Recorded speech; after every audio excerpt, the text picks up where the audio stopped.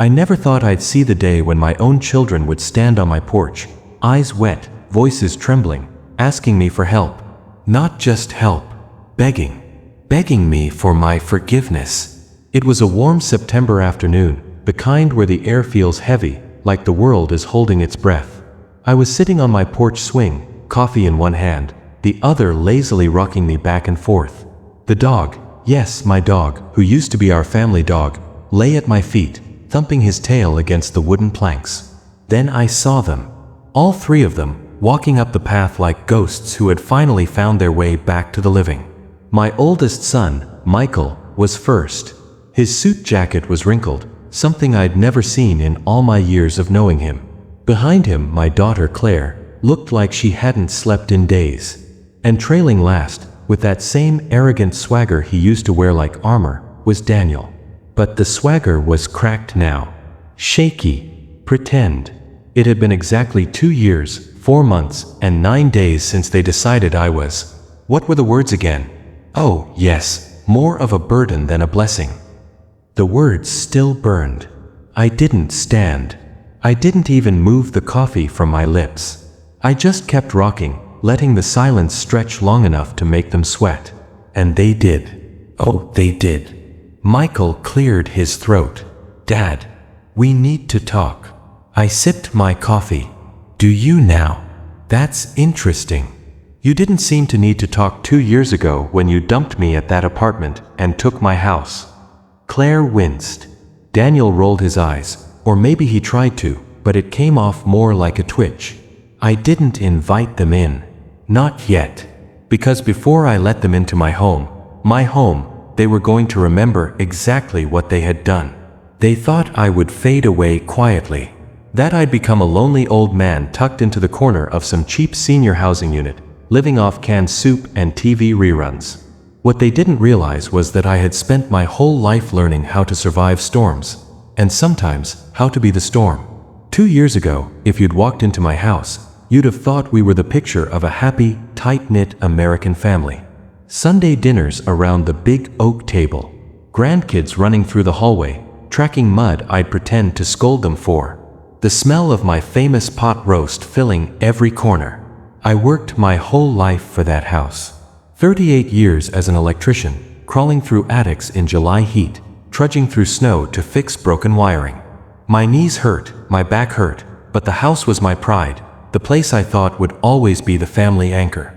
Back then, Michael was the responsible one, the corporate success story with a big salary and bigger opinions. Claire was the peacemaker, always smoothing things over, baking pies like her mother used to.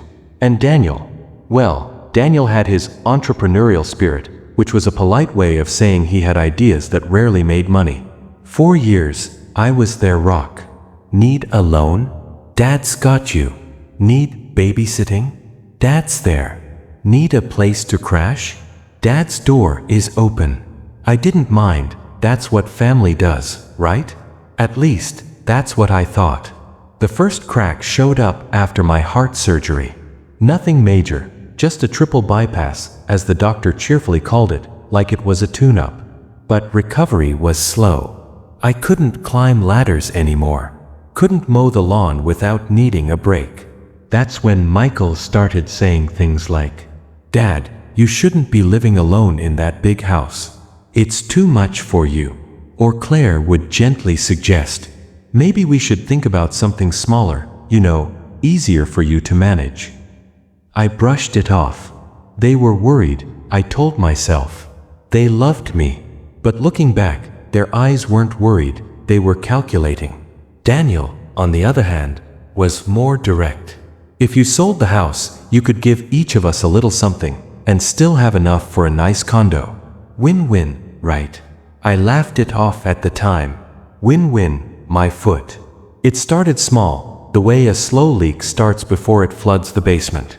A comment here, a joke there. But it added up. Michael would point out the dust on my bookshelves like I was a kid who needed chores done.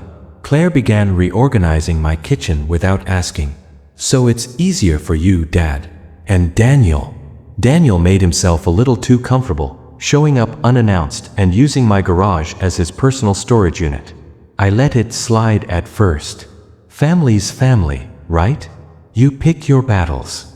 But the tone changed after the second time I was hospitalized. Pneumonia. One bad winter cold that knocked me on my back for 2 weeks. The day I came home, I found Michael sitting at my kitchen table with a real estate brochure in front of him.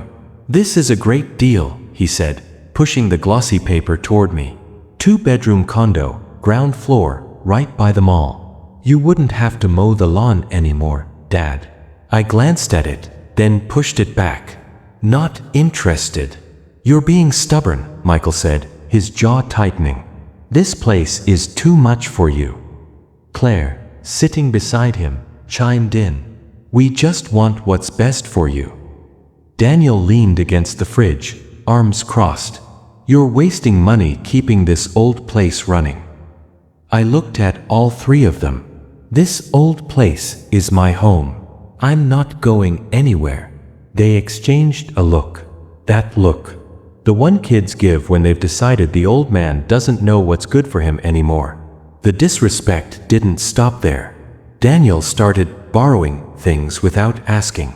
Michael began talking to me like a project that needed managing.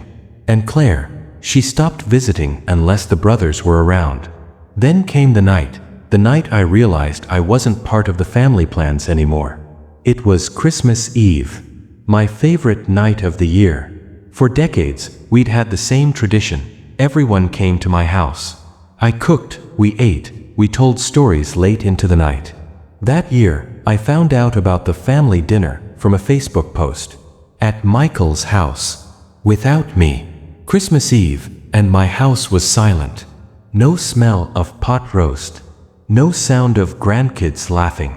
No soft hum of Christmas music in the background. Just the ticking of the grandfather clock and the faint hiss of the radiator. I sat alone at the kitchen table with a mug of black coffee, staring at my phone. The Facebook post was still open. Michael grinning in front of a big roast turkey. Claire pouring wine into crystal glasses. Daniel, even Daniel, wearing a red sweater, his arm around his girlfriend. And in the background, my grandchildren, my blood, my family. All of them smiling, plates full, without me. I told myself there had to be a mistake, a miscommunication. But then I saw the caption. "Another wonderful family Christmas at Michael's. Thanks for hosting, bro." Not a word about me. Not even a token, "Miss you, Dad." I stayed up that night, the house too quiet, my thoughts too loud. And sometime around 2 a.m., it hit me. They were phasing me out. They'd started with little things. "You shouldn't drive at night, Dad," or "Let us handle the bills." Now they were moving toward the big one. The house. My independence. My dignity. 2 weeks later, the push became official. Michael came over with paperwork. "We found a buyer," he said, sliding the documents across my kitchen table. "If you sign, the money goes into a trust for you. We'll manage it, make sure you're taken care of." I didn't touch the pen. "And if I don't?" Daniel, sitting across from me, smirked. "Then we'll have to figure out a different solution." "But honestly, Dad, it's time." That's when I knew this wasn't about my well-being. It was about control, money, power. And if they thought I'd fade away quietly, they were in for the biggest shock of their lives. That night, I sat at this very kitchen table, pen in hand, not to sign their papers, but to start a new list.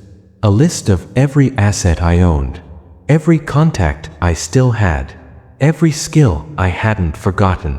I wasn't going to fight them head-on. No, I'd do it slowly, quietly, the way a storm builds far out at sea, invisible until it's too late.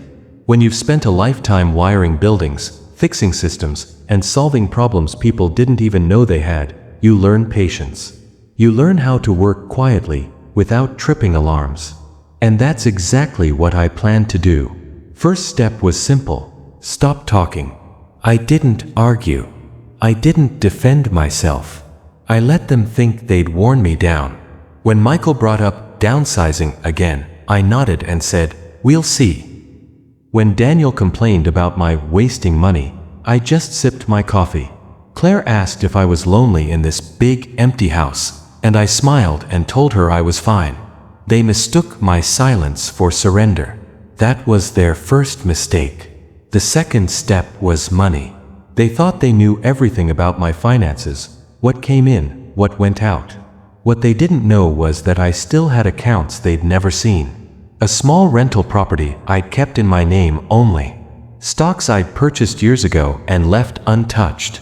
And, most importantly, a savings account in a little credit union across town. It wasn't a fortune, but it was enough to fund my plan. Third step, allies. I called my old friend Pete, a retired lawyer who owed me more than a few favors. We met at a diner, and over pancakes, I told him everything. He didn't just listen, he grinned. "They think you're weak," Pete said. "Good. Weak men don't make plans like this."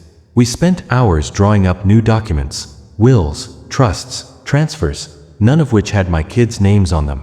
I moved my house into a living trust with one sole beneficiary, me. If I died, the trust would go to charity, not family. I updated my medical power of attorney, too. If I got sick again, decisions would be made by someone I trusted, and it sure as hell wasn't Michael. Then I took the final, most satisfying step. I started making myself scarce. I told my kids I'd be staying with friends, sometimes, traveling a bit. What I was really doing was networking, reconnecting with people they thought I'd lost touch with. Former coworkers, neighbors, even a few of my old poker buddies. Every connection was a piece of insurance. Every handshake was another way to make sure I'd never be dependent on my children again. And through it all, I smiled. I let them believe they'd won. Because the best revenge isn't loud. It's the quiet kind, the kind that's already in motion before your enemy even realizes there's a game being played. The beauty of a slow revenge is that it doesn't look like revenge at all. It looks like life. It looks like coincidence. It looks harmless. My first move was with Daniel. He'd been storing his business inventory, which was really just stacks of unsold junk, in my garage. I told him I needed the space back because I was thinking of selling. He grumbled but came over a few days later to haul it all away. What he didn't know was that I'd called the city code enforcement office earlier that week. I'd just happened to mention that my garage was overstuffed with flammable materials, and that Daniel's little storage shed at his place looked suspiciously like it was built without permits. 2 weeks later, Daniel got a visit from a very official-looking inspector. He ended up with fines that drained his emergency savings. All I did was smile sympathetically and say, "Tough break, son." Next was Michael.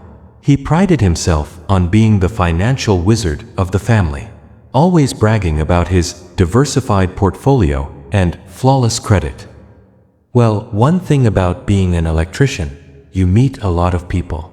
Including a guy named Rick, who just happened to be a loan officer at the bank where Michael had applied for a big investment property loan. Over coffee, I told Rick a story, pure fiction of course, about a friend who was thinking of going into business with Michael but had heard some troubling rumors about his debt load. I never mentioned Michael's name, but Rick was a smart man. A week later, Michael's loan unexpectedly fell through. He was furious, pacing around my living room, cursing the idiots at the bank. I just nodded and offered him another cup of coffee. And then there was Claire. Sweet Claire, the peacemaker. She didn't have the same sharp edges as her brothers, but she'd stopped standing up for me a long time ago. She worked for a local nonprofit, the kind that depends heavily on community goodwill. So when I accidentally let slip to an influential donor that Claire had once said the organization's annual gala was a waste of time, it wasn't long before she got a very frosty call from her board chair. Small moves, tiny nudges, nothing that could be traced back to me. But they were all feeling it, the slow, creeping sense that life wasn't going their way. And while they scrambled to put out fires, I was busy setting the stage for the real show. The small moves had softened them up, little jabs they didn't even realize were coming from me. But the real blow, that had to be something they couldn't ignore. It started with a letter in my mailbox, from the county assessor's office. Property taxes were going up again. Normally, that would have annoyed me. This time, it gave me an idea. See, my house wasn't just my home, it was also the key to their plans. They'd been circling it like vultures for months, assuming that one day, when I either caved or keeled over, it would land neatly in their laps. They figured it was their inheritance, pre-spent in their heads. But what if the house wasn't mine anymore? I called Pete, my lawyer friend. I want to make it untouchable, I told him. Not just for now, forever. We drew up the papers within the week. The house was transferred into a charitable trust in my name, a trust that, upon my death, would be sold and the proceeds donated to a veterans housing program. I still got to live in it for the rest of my life, but legally, my kids had no claim to it. None. The next Sunday, I invited them over. I even made pot roast the way I used to. We sat at the table, passing rolls and pretending to be a happy family again. Then, halfway through dinner, I dropped the news. I signed the house over to a trust, I said, cutting my meat. It'll go to charity when I'm gone. Forks froze halfway to mouths. Michael's jaw clenched. You, what? Daniel's face flushed red. That's our. He caught himself, glancing at Claire. I mean, why would you do that? Claire's voice was soft, but tight. Dad, you didn't even talk to us. I set down my fork and looked each of them in the eye. Funny. I don't remember you talking to me before you started making plans for my life without me in it. Silence. Thick enough to choke on. That was the moment the balance shifted. They'd been the ones holding all the cards, or so they thought. But now they were scrambling. And they knew it. It didn't happen overnight, but I could see the cracks forming. Michael started calling more, not to check on me, but to casually ask about my finances. Daniel's texts shifted from bragging about his big deals to asking if I knew anyone who could lend him a little, just until next month. Claire came by with cookies, but I could tell her mind was somewhere else. They were circling again, but this time it wasn't for the house. It was for survival. One night, I got a call from Michael. He sounded smaller somehow. Dad, I hate to ask, but things have been tight. That property deal I told you about? It fell through, and we've still got the mortgage on our place. Just wondering if you could help out. Temporary loan. Temporary loan. Right. I told him I'd have to think about it, and hung up. 2 days later, Daniel showed up at my door. No swagger, no smirk, just a man with dark circles under his eyes and a stack of bills in his hands. I messed up, he admitted. Big time. I'm this close to losing my apartment. He pinched his fingers together. I need help, Dad. Please. Then Claire came by. She didn't even try to sugarcoat it. Her nonprofit had lost a major donor, and they were cutting salaries. Her mortgage, her kids' school tuition, it was all piling up. She sat at my kitchen table, tears welling up. I hate asking you, but you're the only one I can turn to. And there it was. The moment I'd been waiting for. 2 years ago, they'd looked at me like I was an old coat they didn't need anymore, worn out, taking up space. They'd left me out of holidays, tried to shove me out of my own home, made plans for my life without me. Now, here they were, one by one, sitting at the same table they'd once avoided, asking for my help. I didn't say yes. I didn't say no. I told them the same thing, word for word. I'll think about it. Because I wanted them to sweat. I wanted them to remember how it felt to be powerless, the way they'd made me feel. And I wanted them to know that my forgiveness wasn't something they could buy. It was Michael who broke first. He called me on a Thursday evening, voice low, words rushed. Dad, we can't keep up with the bills. The bank's threatening foreclosure. His tone cracked halfway through. I'm sorry. I shouldn't have pushed you about the house. I shouldn't have treated you like that. I let the silence stretch until it was uncomfortable. That's true. I finally said. You shouldn't have. The next day, Daniel showed up on my porch. No knock, just standing there with his hands stuffed deep in his pockets. His eyes were bloodshot. I screwed up, Dad.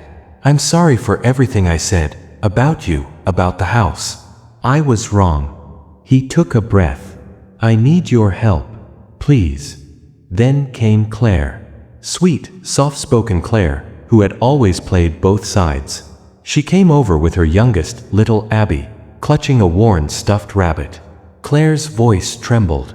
Dad, I'm sorry. I should have stood up for you. I should have been there that Christmas. I hate what we did. She reached across the table, her hand brushing mine. Please. I don't care about the money. I just don't want to lose you. And there it was, the thing I'd been waiting for. Not the money. Not the control. The apology. The acknowledgement that they'd been wrong. For 2 years, they'd looked at me like I was fading away, a man out of time, irrelevant. Now they were looking at me like the father they used to know, the one they respected, the one they needed. I could have said yes right then, could have swooped in and saved them all. But I didn't. I leaned back in my chair, folded my hands and said, I'll think about it. Because forgiveness, real forgiveness, doesn't come on demand. It has to be earned. It took me a week to decide. 7 long days where I let them sit in their own uncertainty, the same way they'd left me sitting alone on Christmas Eve, wondering if I mattered anymore. When the day came, I called them all over. No excuses, no delays. Just, Sunday, 6 o'clock. Be here. I made pot roast. The smell filled the house, just like it used to. When they arrived, they looked nervous, like kids waiting outside the principal's office. None of them reached for the food right away. They were waiting for the verdict.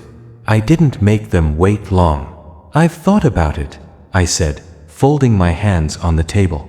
And here's what I'm willing to do. I'll help each of you, once. One time. Enough to get you back on your feet. But there are conditions. Michael frowned. Conditions. Conditions, I repeated. From now on, you will not, and I mean ever, talk to me about selling this house.